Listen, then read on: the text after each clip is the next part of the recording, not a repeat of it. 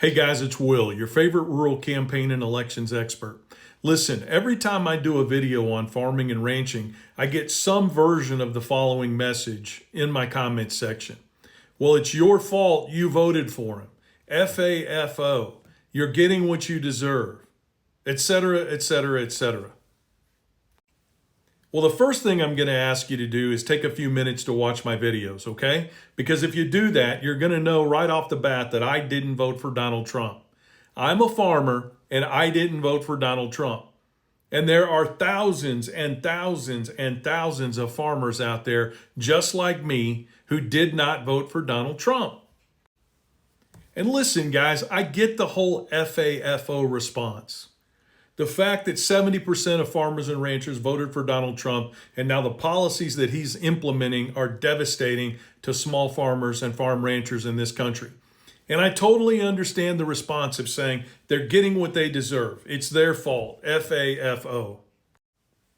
All I'm asking you to do is take a minute to think through the ramifications of that attitude, though. That's all I'm asking you to do. I'm not telling you you're wrong. I'm not telling you you're right. I'm just asking you to think through the ramifications of that way of thinking. Would you hold everyone else to the same standard? Would you say that because a large number of white women in this country voted for Donald Trump, then everybody should suffer the consequences who's a female in this country?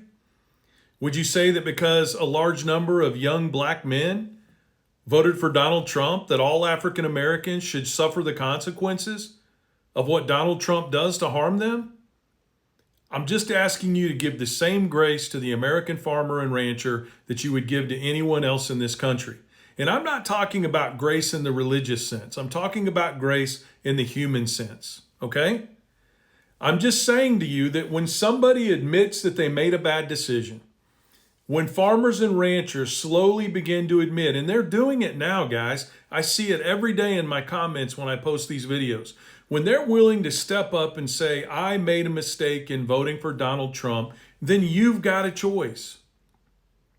And the choices are simple.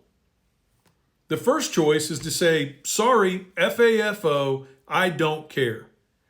You're suffering the consequences of your vote. The other side of that coin is to offer just a little bit of grace. Why do I think we should do that? Because we've got to get 12 to 14 million people that sat on the couch in this last election to get up off their butts and go to the polls in 2 years. Or we've got to convince over 230,000 people across 3 to 4 states that they voted the wrong way the last time and that they need to vote the right way in 2 years. Either one of those approaches is going to require us to have just a little bit of grace when somebody steps up to the plate and says, I made a mistake, I want to be part of the solution. And my question to you is, can you give them that grace? There's something else I want you to think about as well when it comes to farmers and ranchers. And that is, what do farmers and ranchers do? It seems like a simple question, but I think many people, when they argue the perspective of FAFO, they forget what farmers and ranchers do. They grow the food that feeds the world. And nobody else does that more than farmers and ranchers right here in the United States of America. And who suffers? If those small farms go out of business, if they're bought out by large conglomerations that want to drive up prices by not producing as much food, who suffers? It's not just that farmer or rancher that voted for Donald J. Trump. We know from multiple studies that have been done, when food prices go up, the people that suffer are the poor, the elderly, and single moms and children.